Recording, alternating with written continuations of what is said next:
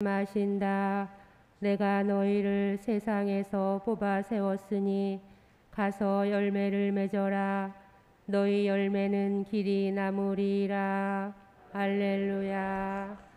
주님께서 여러분과 함께 또한 사제의 영과 함께 루카가 전한 거룩한 복음입니다. 주님 영광 받으소서. 그 무렵 예수님께서는 기도하시려고 산으로 나가시어 밤을 새우며 하느님께 기도하셨다. 그리고 날이 새자 제자들을 부르시어 그들 가운데에서 12를 뽑으셨다. 그들을 사도라고도 부르셨는데 그들은 베드로라고 이름을 지어주신 시몬, 그의 동생 안드레야, 그리고 야고보, 요한, 필립보, 바르톨로메오, 마테오, 토마스, 알페오의 아들 야고보, 열혈당원이라고 불리는 시몬, 야고보의 아들 유다, 또 배신자가 된 유다 이스카리옷이다. 예수님께서 그들과 함께 산에서 내려가 평지에 서시니 그분의 제자들이 많은 군중을 이루고 온 유다와 예루살렘 그리고 티로와 시돈의 해안 지방에서 온 백성이 큰 무리를 이루고 있었다. 그들은 예수님의 말씀도 듣고 질병도 고치려고 온 사람들이었다. 그리하여 더러운 영들에게 시달리는 이들도 낫게 되었다. 군중은 모두 예수님께 손을 대려고 애를 썼다. 그분에게서 힘이 나와 모든 사람을 고쳐주었기 때문이다. 주님의 말씀입니다. 그리스도님 찬미합니다.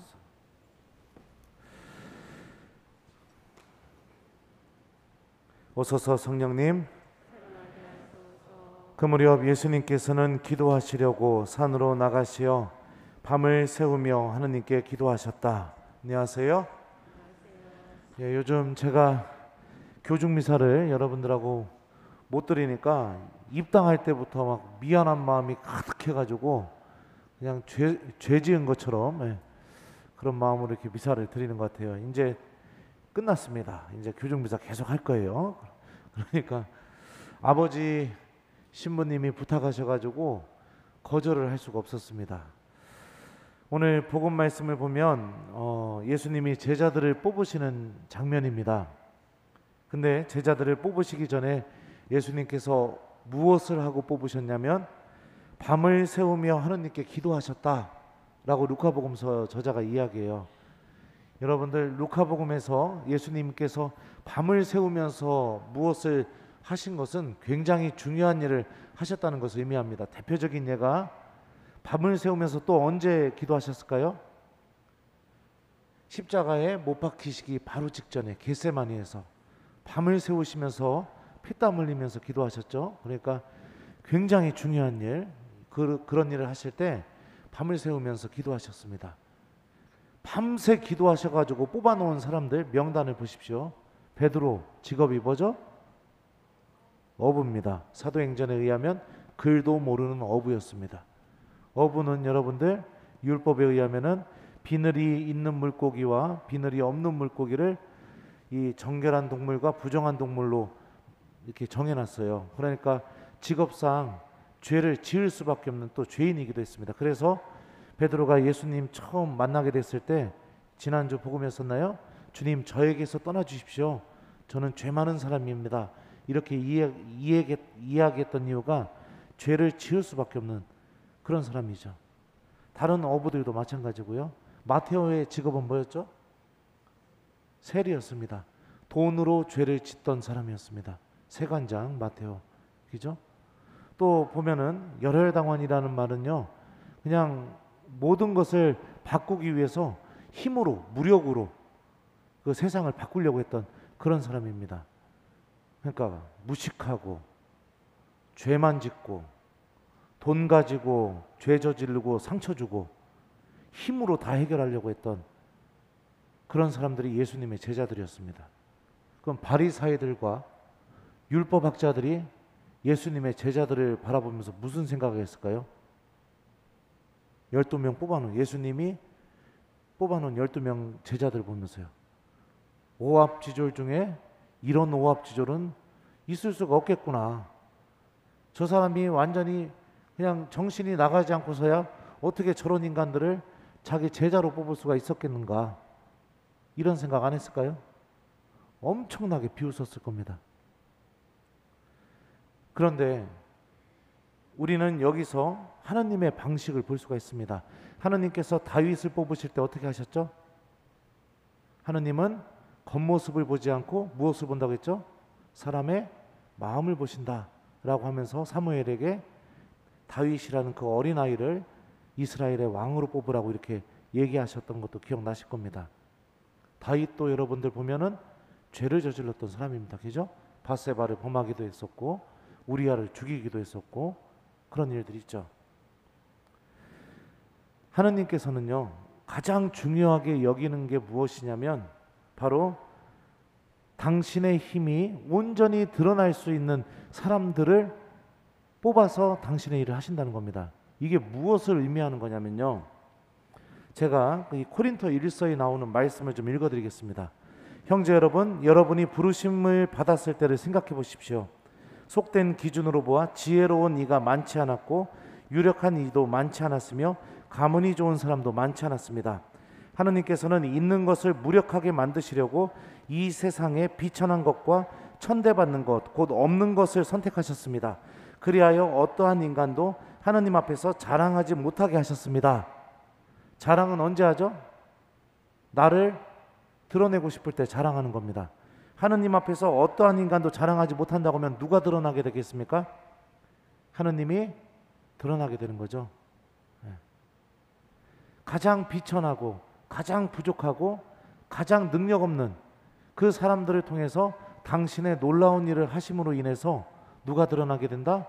하느님이 어떤 분이신지가 드러나게 된다. 하느님은 그렇게 당신을 드러내실 수 있는 사람들을 선택하시는 겁니다. 제가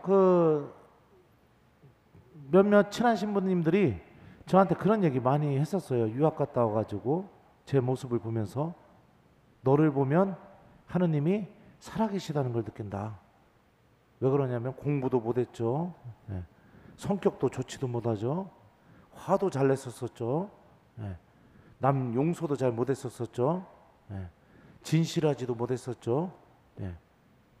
그 모습 다 알고 있는데 얘가 신부님이 돼서 살아가는 모습을 보니까 하나님이 살아계시다는 걸 느낀다.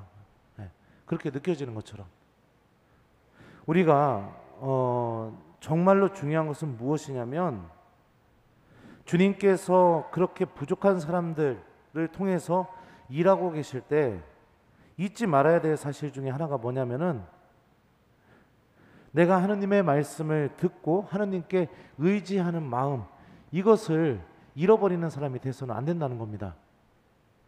이게 가장 중요한 겁니다. 유능함, 능력, 내가 가지고 있는 소유, 내가 무엇을 소유하고 있는 것, 어느 순간부터 내가 그런 것들로 교회 안에서 봉사하고 있고 그런 것들을 드러내기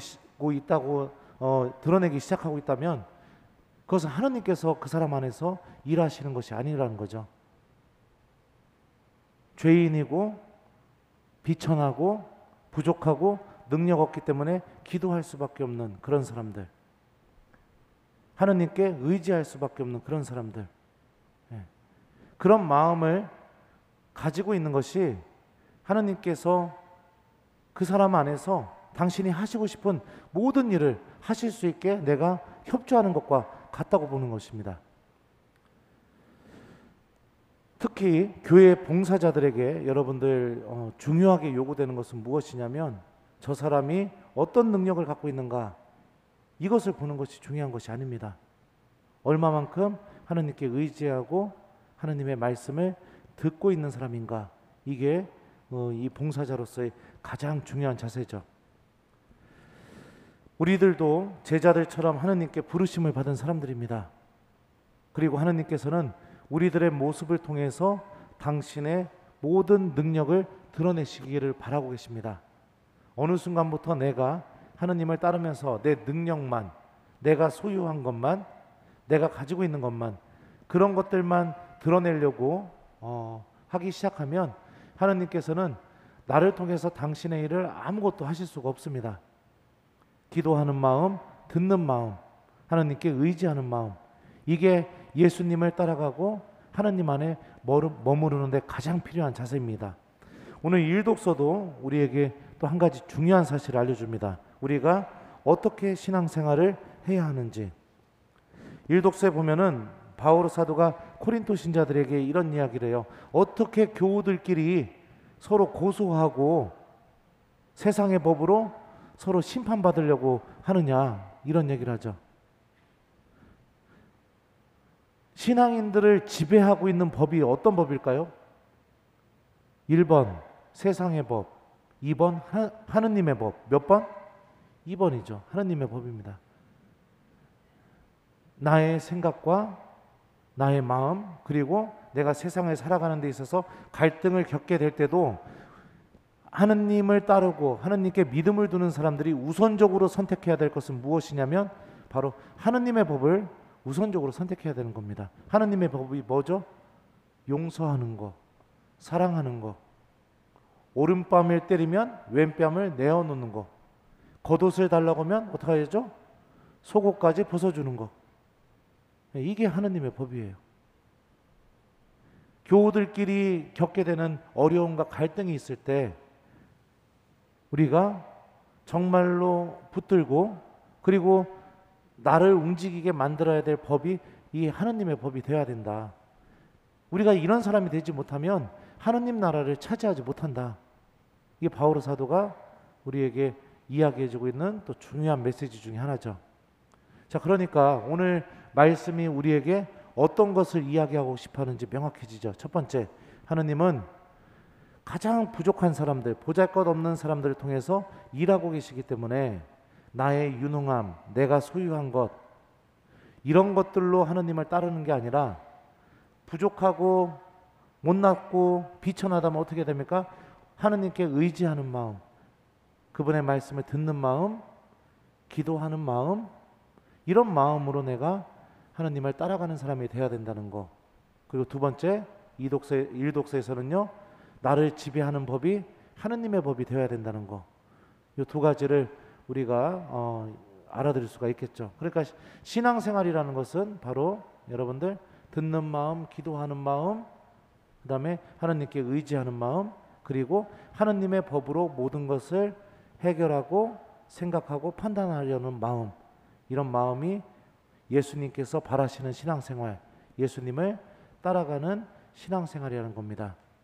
우리들의 믿음 생활이 오늘 말씀이 주는 이 메시지처럼 예수님을 잘 따라가는 그런 생활이 될 수 있도록 우리 모두 하느님께 기도하고 의지하고 또 하느님의 말씀을 잘 듣는 신앙인이 되도록 노력해 봤으면 좋겠습니다. 숙제 드릴게요. 오늘 숙제는 여러분들 가장 보잘것없는 사람도 부르시는 예수님을 기억하면서 나 같은 사람도 예수님께서 부르고 계시다. 내가 아무리 큰 죄를 저질렀어도 아무리 못났어도 예수님께서는 나를 부르고 계시다. 이거를 기억하면서 내가 하느님께 의지하고 그분의 말씀을 듣고 기도하는 게 중요하다고 했죠. 그러니까 오늘 하루를 마무리하시기 전에 주님께서 나를 부르신다는 것을 기억하면서 예수님께 잠깐이라도 오늘 하루 살아온 것에 대해서 감사를 드리고 또 내 예수님을 잘 따라가는 신앙인이 될 수 있도록 도움을 청하는 기도를 꼭 하고 오늘 하루를 마무리하는 것을 숙제로 드리도록 하겠습니다.